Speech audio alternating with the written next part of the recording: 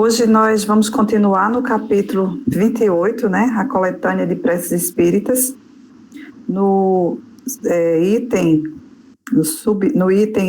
4, preces pelos que já não são da terra, por alguém que acaba de morrer. 59, prefácio. As preces pelos espíritos que acabam de deixar a terra não têm por objetivo unicamente dar-lhes um testemunho de simpatia.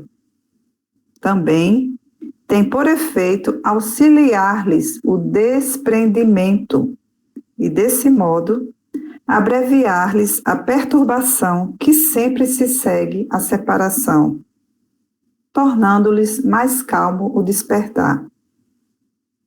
Ainda aí, porém, como em qualquer outra circunstância, a eficácia da prece está na sinceridade do pensamento e não na abundância de palavras ditas mais ou menos pomposamente, e em que o coração, na maioria das vezes, não toma parte alguma. As preces que partem do coração ressoam em torno do espírito, cujas ideias ainda estão confusas, como as vozes amigas que nos fazem despertar o sono. E aqui ele cita o capítulo 27, item 10, do livro do Evangelho.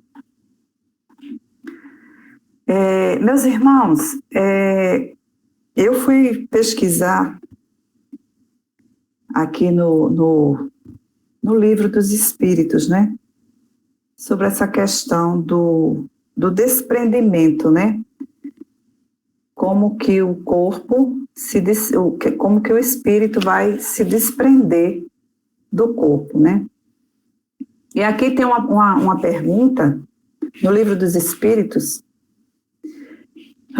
em que Kardec pergunta, a questão 135 e a questão 135A. Ele pergunta: há no homem alguma outra coisa além da alma e do corpo? E os espíritos respondem: há o laço que liga a alma ao corpo. E Kardec continua: de que natureza é esse laço? E os espíritos respondem: é semimaterial, isto é, de natureza intermediária entre o espírito e o corpo. É preciso que seja assim para que os dois se possam comunicar um com o outro.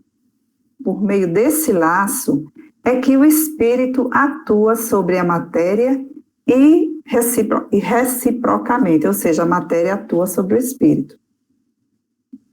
Então, Kardec faz o seguinte comentário: o homem é formado por 3 partes essenciais: o corpo, ou ser material, que é análogo aos dos animais e animado pelo princípio vital. A alma, que é o espírito encarnado, que tem no corpo a sua habitação. E o princípio intermediário, ou perispírito, que é a substância semimaterial que serve de primeiro envoltório ao espírito e liga a alma ao corpo, tais como no fruto o germe, o perisperma e a casca. E é sobre esse perispírito, né, que eles nos falam aqui sobre a questão do desprendimento, né? Esse desprendimento que vai acontecer, né? E aí eu procurei na internet e peguei um livro que eu achei muito interessante, que é do Richard Simonetti. E o livro é Quem Tem Medo da Morte. Então, eu li esse livro, ele não é muito longo, não. Eu dei uma lida nele hoje à tarde. E eu peguei alguns pontos aqui que eu queria partilhar com vocês, né? Que o Richard Simonetti comenta nesse livro. É um livro muito interessante. E ele diz aqui, né, que para que o espírito liberte-se, ele deve ser desligado do corpo físico, já que nós permanecemos unidos a ele por cordões fluídicos que sustentam a nossa comunhão com a matéria. né? E quando há esse desligamento, né, o espírito vai precisar de ajudas, né? E aí vem os técnicos que vão se aproximar do desencarnante, né? Aquela equipe espiritual especialista nessa área, que vai promover através de recursos magnéticos essa liberação. E ele diz aqui que somente indivíduos muito evoluídos, com grande desenvolvimento mental e espiritual, não necessitam desse tipo de ajuda, né? Dessa ajuda desses técnicos. Isso significa que sempre contaremos com a ajuda especializada desses técnicos nessa grande transição. Haja visto que nós somos espíritos imperfeitos, né? Ainda não estamos nesse quadro de espíritos muito evoluídos, né? Então, nós sempre contaremos com essa ajuda especializada nessa grande transição, né, nesse momento da vida material para a partida para o mundo espiritual, a par da presença de amigos e familiares que nos antecederam, ou seja, nós seremos assistidos por essa equipe de técnicos e também por aqueles amigos e familiares que já partiram antes da gente, né? Tem condição também de vir nos auxiliar nessa passagem. Continuando, ele diz que, naturalmente, o apoio maior ou menor da espiritualidade está subordinado aos méritos do desencarnante, né? Se ele for virtuoso e digno, merecerá atenção especial, e tão logo seja consumada a desencarnação, será conduzido a instituições assistenciais que favorecerão a sua readaptação à vida espiritual. Já aqueles que se comprometeram com o vício e com o crime, né, que estavam despreocupados da disciplina e do discernimento, esses vão ser desligados no momento oportuno, mas permanecerão entregues à própria sorte, estagiando por tempo indeterminado no umbral. Em umbral, vale salientar que o umbral, né, é aquela faixa escura que circunda a Terra, que é formada pelas vibrações mentais de multidões de espíritos encarnados e desencarnados, dominados ainda pelos impulsos primitivos da animalidade, né? A gente sabe que umbral não é uma coisa física, né? É uma coisa mental, né? Formada por essas vibrações mentais. E continuando aqui a questão do desprendimento, eles nos diz, né, que o desdobramento desse processo, quando é desligado o cordão fluídico que prende o espírito ao corpo, que fica na altura do coração, o coração perde a sustentação perispiritual e deixa de funcionar. Cessa então a circulação sanguínea e a morte consuma-se em poucos minutos. E ele continua aqui nos dizendo que a morte, com raras exceções, é traumatizante. Afinal, o espírito vai deixar o veículo da carne, ao qual está tão intimamente associado, né? Que geralmente é a parte indissociável de sua individualidade, quando se trata aqui dos materialistas, né? Então, quando o espírito está muito ainda ligado na parte material, vai ser traumatizante essa morte nesse momento em que o espírito vai se separar da carne, né? Continuando, por outro lado, raros estão preparadas para a jornada compulsória. Raras pessoas estão preparadas para essa jornada compulsória. Impregnados por interesses e preocupações materiais, os viajores enfrentam compreensíveis percalços. Mas ele continua, em tal circunstância, tanto o paciente que enfraquece paulatinamente, quanto os familiares em dolorosa vigília, podem valer-se de um recurso infalível, é a oração, é a prece que nós vamos ver hoje, né? Continuando, por suas características eminentemente espiritualizantes, A oração favorece uma viagem tranquila para aqueles que partem, né? E os que ficam vão encontrar nela, na oração, um lenitivo providencial que vai amenizar a sensação de perda pessoal, preenchendo o vazio que se abre em seus corações com a reconfortante presença de Deus, fonte abençoada de segurança, de equilíbrio e serenidade em todas as situações. E aqui ele nos lembra, como já foi visto aqui no nosso evangelho, na nossa leitura, que todavia a eficiência da oração está subordinada a uma condição essencial, que é o sentimento. Quando o desencarnante e seus familiares controlam as emoções, cultivando em prece sentimentos de confiança e contrição, os técnicos da espiritualidade, aqueles que vão nos ajudar nesse processo, eles encontram facilidade para promover o desligamento, sem traumas maiores para aquele que parte e sem desequilíbrio para aqueles que ficam. Continuando, meus irmãos, esse livro, ele fala sobre as delongas do desligamento, né? Então, ele diz que a morte física e o desencarne não vão acontecer no mesmo instante. O indivíduo morre quando o coração deixa de funcionar, né? E o espírito, ele desencarna só quando se completa o desligamento, que vai demandar algumas horas ou às vezes alguns dias. Basicamente, o espírito permanece ligado ao corpo enquanto são muito fortes neles a existência as impressões da existência física, né?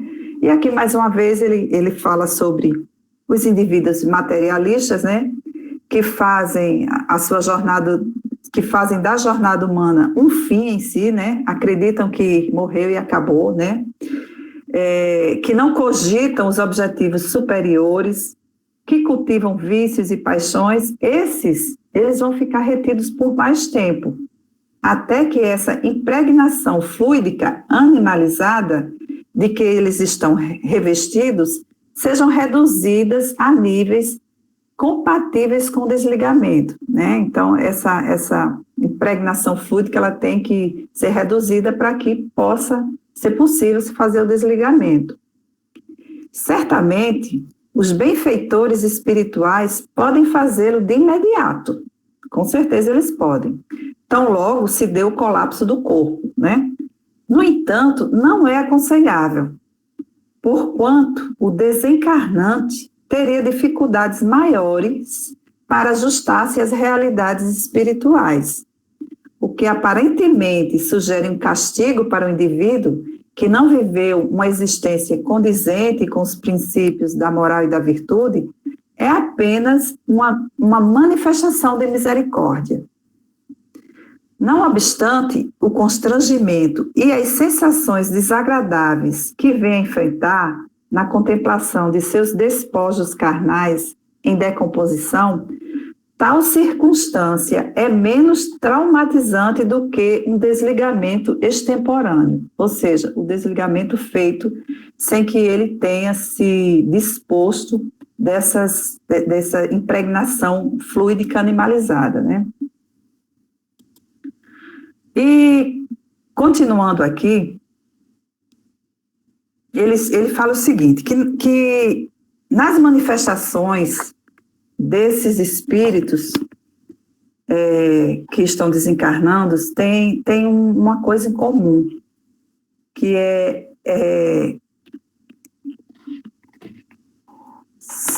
só um minutinho, gente. Continuando aqui, ele aborda também a questão daquelas pessoas que desencarnam assim, intempestivamente, né? Vítima de acidente e coisas assim, né? Porque tem uma diferença naqueles que desencarnam, aquelas pessoas que estão doentes, que já estão passando por aquele processo de uma doença de longo tempo, né? E que, de uma certa forma, ele tem tempo para se preparar, né? Como a gente viu ontem mesmo no nosso evangelho de ontem, com a nossa irmã Kaline. Tem aquele tempo para ele se preparar para esse momento, né? Mas e aqueles desencarnes, assim, de acidentes, aqueles que acontecem de maneira intempestiva, né? Que não foi esperado, né? Então, o que é que acontece?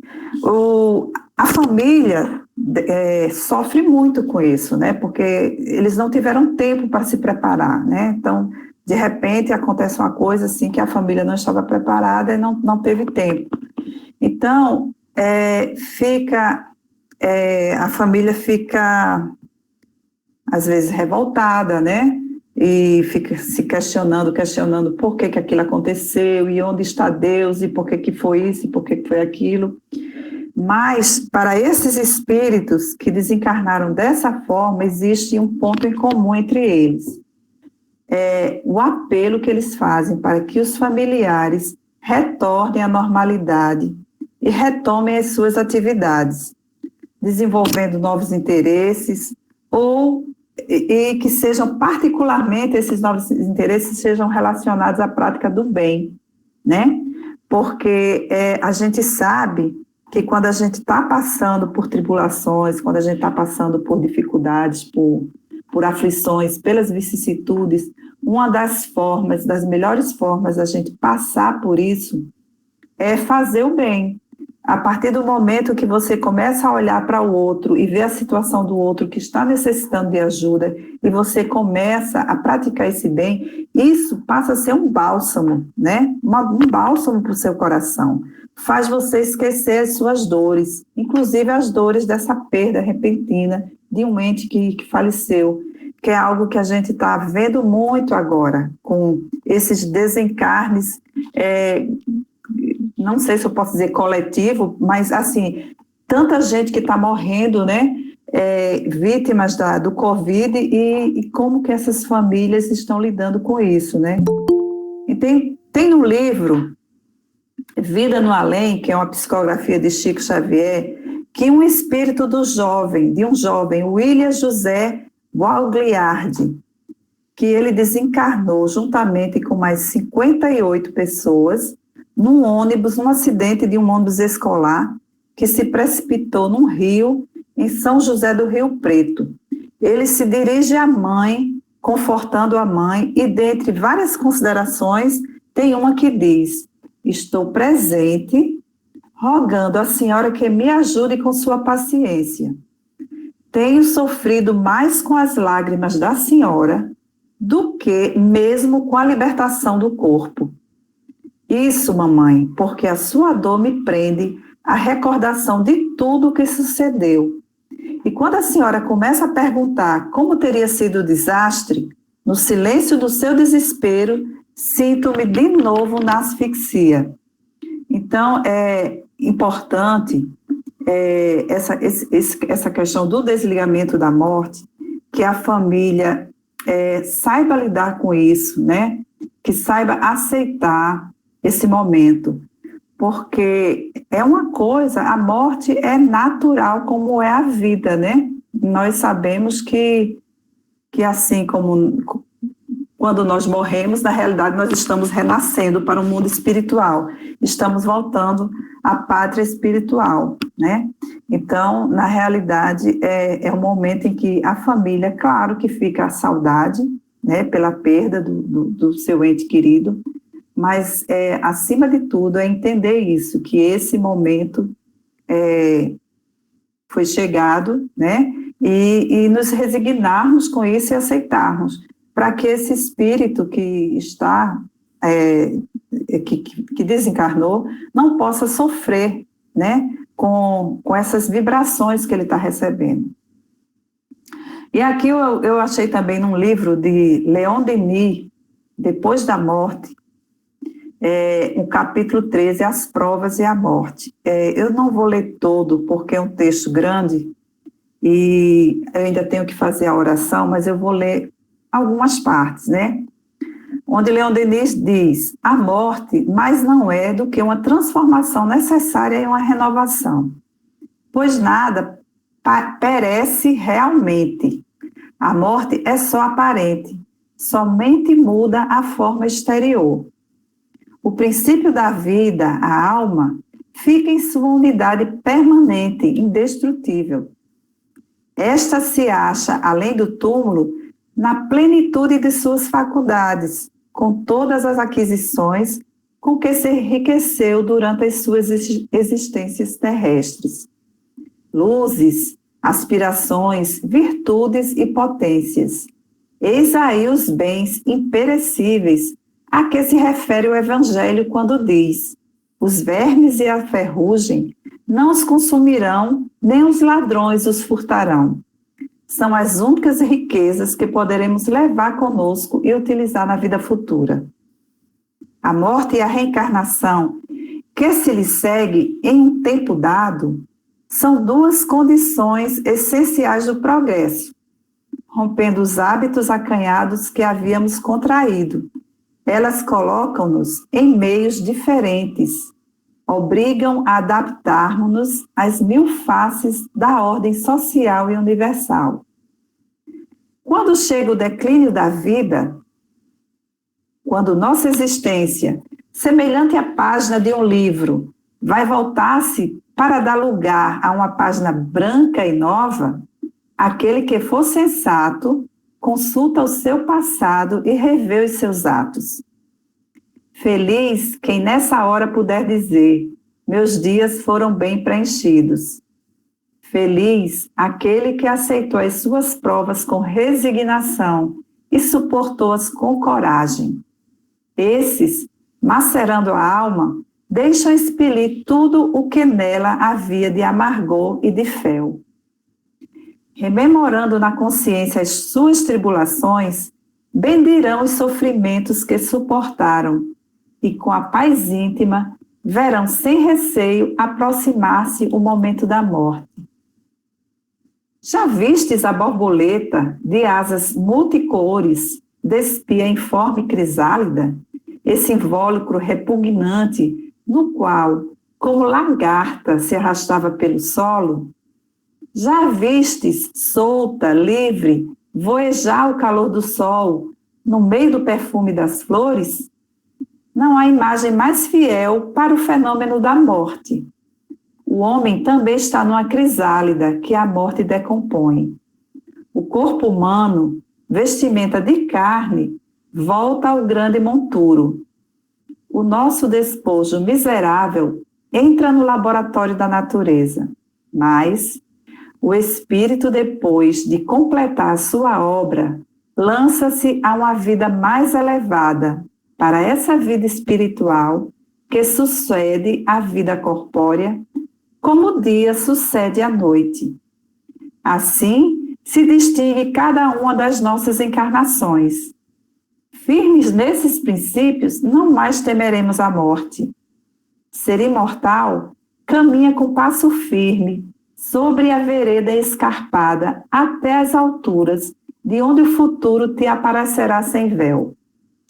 A ascensão é rude e o suor inundará muitas vezes o teu rosto, mas no cimo verás brilhar grande luz, verás despontar no horizonte o sol da verdade e da justiça.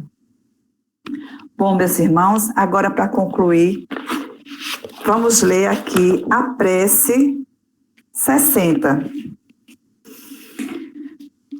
Deus onipotente, que a tua misericórdia se estenda sobre a alma de fulano de tal, a quem acabaste de chamar da terra.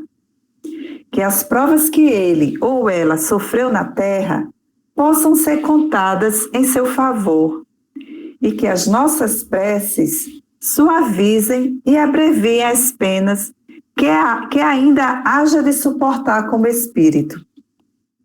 Espíritos bons, que viestes recebê-los, e tu, particularmente, seu anjo da guarda, ajudai-o a despojar-se da matéria. Dai-lhe a luz e a consciência de si mesmo, a fim de o subtrair à perturbação que acompanha a passagem da vida corpórea para a vida espiritual. inspirai-lhe o arrependimento das faltas que haja cometido e o desejo que lhe seja permitido repará-las, a fim de acelerar o seu progresso rumo à vida eterna e bem-aventurada. Fulano de tal, acabas de entrar no mundo dos espíritos e, no entanto, te achas aqui presente entre nós. Tu nos vês e nos ouves, pois a diferença entre nós é que já não tens um corpo perecível, que acabas de deixar e que em breve estará reduzido a pó. Abandonastes o grosseiro envoltório, sujeito a vicissitudes e à morte, e conservastes apenas o envoltório etéreo, imperecível e inacessível aos sofrimentos. Já não vives pelo corpo, vives da vida dos espíritos, vida essa isenta das misérias que afligem a humanidade. Já não tens diante de ti o véu que oculta aos nossos olhos os esplendores da vida futura. Podes, de agora em diante, contemplar novas maravilhas, ao passo que nós ainda continuamos mergulhados em trevas. Vais percorrer o espaço e visitar os mundos em completa liberdade, enquanto nós rastejamos penosamente na terra, onde nos retém o nosso corpo material, semelhante para nós a um fardo pesado. Diante de ti vai desenrolar-se o horizonte do infinito, e em face de tanta grandeza, compreenderás a vacuidade dos nossos desejos terrenos, das nossas ambições mundanas e dos gozos fúteis com que os homens tanto se deleitam. A morte para os homens não passa de uma separação material de alguns instantes, do exílio onde ainda nos retém a vontade de Deus, bem como os deveres que nos cabe cumprir na terra. Acompanhar-te-emos em pensamento, até que nos seja permitido juntar-nos a ti, como tu te reunistes aos que te precederam. Não podemos ir onde te achas, mas tu pode vir ter conosco. Vem, pois, aos que te amam e que tu amastes. Ampara-os nas provas da vida. Vela pelo que te são caros.